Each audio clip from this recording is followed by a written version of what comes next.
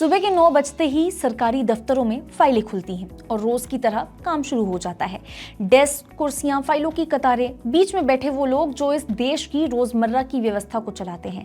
Tax से लेकर के रेलवे तक, प्रशासन से लेकर के सुरक्षा तक, लाखों सरकारी कर्मचारी अपनी अपनी जिम्मेदारी निभाते हैं। लेकिन पिछले कुछ महीनों में इन दफ्तरों में काम के साथ साथ एक और चर्चा छिड़ चुकी है। लंच ब्रेक में, दफ्तर की सीढ़ियों पर, पेंशनर्स के ग्रुप में और कर्मचारियों के परिवारों में हर जगह एक ही सवाल है, 8वां वेतन आयोग यानी कि 8th पे कमीशन कब आएगा और इससे तनख्वाह में कितना ज्यादा इजाफा होगा, कितना बदलाव होने वाला है। क्योंकि ये सिर्फ सैलरी बढ़ने का मामला नहीं होता है, ये लाखों परिवारों की रोजमर्रा की जिंदगी, बच्चों की पढ़ाई, मेडिकल खर्च और रिटायरमेंट की सुरक्षा से जुड़ा सवाल है। ये सरकार के खर्च, देश की अर्थव्यवस्था और वित्तीय संतुलन से जुड़ा भी एक मुद्दा है। आज इसी को डिकोड करने की कोशिश करेंगे। साथ ही ये भी जानेंगे कि पे कमीशन आखिर होता क्या है और कैसे सैलरी तय की जाती है। फिटमेंट फैक्टर का आपने ये टर्म सुना होगा, ये क्यों जरूरी होता है और ये होता क्या है, और 8th पे कमीशन को लेकर के इतनी उम्मीदें और इतनी ज्यादा बहस हाल फिलहाल क्यों छिड़ी हुई है। नमस्कार, मैं हूं मुस्कान ओझा, आप देख रहे हैं मनी 9। इन दिनों सबके मन में बस एक ही सवाल है कि भाई अगला जो वेतन आयोग है यानी 8th पे कमीशन जो आने वाला है वो कब मिलेगा, कब से शुरू होगा लागू होना। पुराने कर्मचारी याद करते हैं कि कैसे 7वां वेतन आयोग लागू होने के बाद उनकी जिंदगी में थोड़ा सा आराम आया था, और नए कर्मचारी सोचते हैं कि कब उनकी सैलरी भी ऐसे ही बदलेगी कि ईएमआई, बच्चों की फीस और घर का जो बजट है वो थोड़ा सा हल्का महसूस होगा उनको। यही पे कमीशन की ताकत है। ये सिर्फ पैसे बढ़ाने की जो फाइल है वो नहीं है, ये लाखों उम्मीदों का पुल है, घर परिवार की सुरक्षा का भरोसा है ये, और सरकार के लिए एक बड़ा आर्थिक फैसला भी। तो चलिए समझते हैं आखिर पे कमीशन करता क्या है और ये होता क्या है। पे कमीशन को आप ऐसे समझिए कि जैसे सरकार एक बड़ी कमेटी बनाती है जिसमें वो लोग होते हैं जो देश की अर्थव्यवस्था समझते हैं, सरकारी व्यवस्था समझते हैं और आम लोगों की जरूरतें भी देखते हैं। इनका काम होता है ये देखना कि सरकारी नौकरी में जो लोग हैं उनकी तनख्वाह समय के हिसाब से ठीक है या फिर नहीं। आज घर चलाना कितना महंगा हो गया है, बाजार में चीजों के दाम कैसे बढ़ रहे हैं, दूसरे सेक्टर्स यानी कि प्राइवेट सेक्टर जो है यानी प्राइवेट नौकरी जो करते हैं उसमें कितनी बढ़ोतरी हो रही है। सब तुलना करके ये लोग एक तरीका तय करते हैं कि सरकारी कर्मचारियों की सैलरी कितनी बढ़नी चाहिए, कितनी नहीं। जैसे ही हम पे कमीशन की बात करते हैं, एक और सवाल जो हमारे मन में खड़ा होता है वो ये है कि इस कमेटी में आखिर रहते कौन कौन से लोग हैं। ये कोई साधारण समूह नहीं होता है, पहले तो आप ये समझिए, बल्कि इसमें ऐसे लोग शामिल किए जाते हैं जो देश की व्यवस्था, पैसों की प्रवाह, सरकारी ढांचा और आम नागरिकों की जिंदगी, इन सबको गहराई से समझते हैं। इस कमेटी में आमतौर पर बहुत ही वरिष्ठ प्रशासनिक जो अधिकारी होते हैं वो शामिल होते हैं, जो काफ़ी सालों से, काफ़ी वर्षों से सरकारी कामकाज चलाने का अनुभव रखते हैं। उनके साथ वित्त मंत्रालय के अधिकारी जो हैं वो लोग भी इसमें शामिल होते हैं। सरकार के खर्च की योजना बनाते हैं ताकि हर फैसला देश की जेब को ध्यान में रखते हुए ही किया जाए। अब यहाँ एक बहुत अहम चीज भी आती है, फिटमेंट फैक्टर। ये टर्म मैं श्योर हूँ आपने कहीं ना कहीं सुना ही होगा। आजकल तो आए दिन ये जो 8th पे कमीशन की बहस है वो छिड़ी हुई है, आए दिन हम खबरें देख रहे हैं। तो फिटमेंट फैक्टर का ये जो टर्म है बार बार आप सुन ही रहे होंगे। नाम बहुत टेक्निकल लगता है लेकिन काम बहुत सिंपल है। ऐसे समझिए कि आपकी जो बेसिक सैलरी होती है उसमें कितना ऐसा गुना किया जाए ताकि नई बेसिक सैलरी बन सके।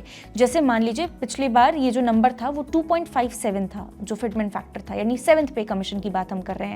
इसका मतलब ये है कि अगर किसी की बेसिक सैलरी 10,000 रुपए है तो वो बन गई अब करीब 25,700 के आसपास, यानी 25,700 रुपए के आसपास, यानी 2.5 यानी 2.5 जो टाइम्स है वो इसको बढ़ाया गया है।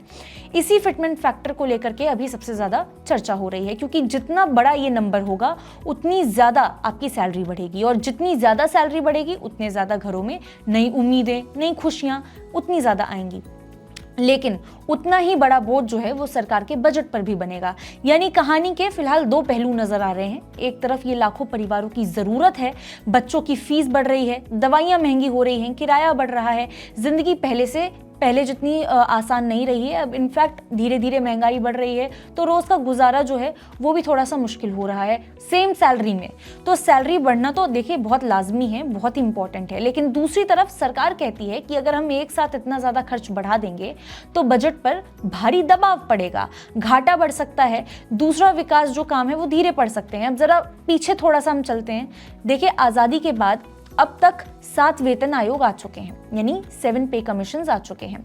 हर 10 साल में करीब सरकार ये जो है कमेटी बनाती है। ये फैसला ऐसा होता है कि सीधा लोगों की जिंदगी बदल के रख देता है। जैसा कि हमने अभी आपको बताया, जैसे लोग उम्मीद कर रहे हैं कि उनको अलग अलग तरह के, मतलब क्योंकि खर्चे बढ़ रहे हैं, हर सेक्टर में उनको ज़्यादा खर्च करना पड़ रहा है। बच्चों की फ़ीस हो गई, कोई अपने बच्चों की शादी करवाना चाहता है, कोई उन्हें स्कूल में पढ़ा रहा है, कोई रोज़ की जो दाल रोटी है उसका जुगाड़ कर रहा है। तो हर एक सेक्टर में, हर एक जगह पे उनके जो खर्च है वो पहले के कंपेरेटिवली बढ़ते चले जा रहे हैं। 7th पे कमीशन के बाद अब 10 साल बाद 8th पे कमीशन की बात हो रही है, चर्चा में बना हुआ है। इन 10 सालों में महंगाई काफ़ी हद तक बढ़ गई, इन्फ्लेशन देखा जा रहा है। लेकिन अब यहाँ पे एक सरकार का पहलू भी है, क्योंकि सरकार बहुत सारी जगह पे इन्वेस्ट भी करती है। हॉस्पिटल्स में इन्वेस्ट करती है, रेलवेज में इन्वेस्ट करती है, स्कूल्स में इन्वेस्ट करती है, बहुत सारे रोड्स में इन्वेस्ट करती है। तो पब्लिक के लिए सरकार इतनी सारी जो फैसिलिटी देती है, वो उसका जो पैसा है वो भी इसी बजट से आता है, जिस बजट से आपके लिए 8th पे कमीशन का यहाँ पे पूरा प्लान तैयार होने जा रहा है। तो कुल मिलाकर के सबसे इम्पॉर्टेंट बात यह है कि इस सिक्के के 2 पहलू हैं, यानी कि जो फिटमेंट फैक्टर है वो इसी हिसाब से तय किया जाता है कि दोनों ही पहलुओं में से किसी को भी नुकसान ना पहुंचे, यानी एक बैलेंस, एक संतुलन बनाने की यहाँ पे पूरी कोशिश होती है। और यही सबसे मेन कारण है, जैसा कि मैं आपको पहले बता रही थी, कि पे कमीशन की जो कमेटी होती है उसमें इस तरह के लोग इसीलिए उपलब्ध रहते हैं ताकि वो इस तरह के जो फैक्टर्स हैं उस पर ध्यान देते हुए ये पूरा जो ढांचा है वो तैयार कर सके कि 8th पे कमीशन में किसका कितना पैसा बढ़ेगा और किस हिसाब से बढ़ेगा। अब जैसा मैंने आपको बताया, थोड़ा सा पीछे चलते हैं ताकि एक क्रोनोलॉजी हम समझ सके।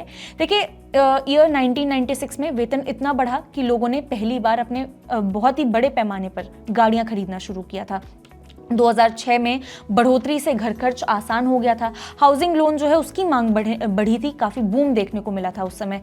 2016 में, यानी कि 7th पे कमीशन के समय में, लोगों को काफ़ी राहत दी गई थी। लेकिन उसी के बाद अब ये उम्मीद लगाई जा रही है कि अभी जो सिचुएशन है वो बहुत ही ज़्यादा बदल गया है, क्योंकि 10 साल हो चुके हैं और अब सिचुएशन बदल गया है। तो इसलिए हो सकता है कि चीज़ें जो हैं उनके फेवर में आए। देखिए, अभी महंगाई बढ़ गई है, मेडिकल खर्च बढ़ गए हैं, प्राइवेट सेक्टर में जो पैकेजेस हैं वो भी बढ़ रहे हैं। तो सरकारी कर्मचारियों को ऐसा लगने लगा है कि अब जो सुधार है, यानी वो अब पब्लिक सेक्टर में आएगा, यानी सरकारी कर्मचारियों के लिए आएगा और वो अच्छा सुधार आएगा, यानी अच्छे पैसे जो हैं वो बढ़ने वाले हैं। यही वजह है कि आज हर तरफ सवाल है कि जो 8th पे कमीशन है, यानी 8वां पे कमीशन है, वो कब आने वाला है, कब से ये लागू होने वाला है। ये भी कहा गया कि डीए, यानी कि जो महंगाई भत्ता है, वो बढ़ता रहेगा।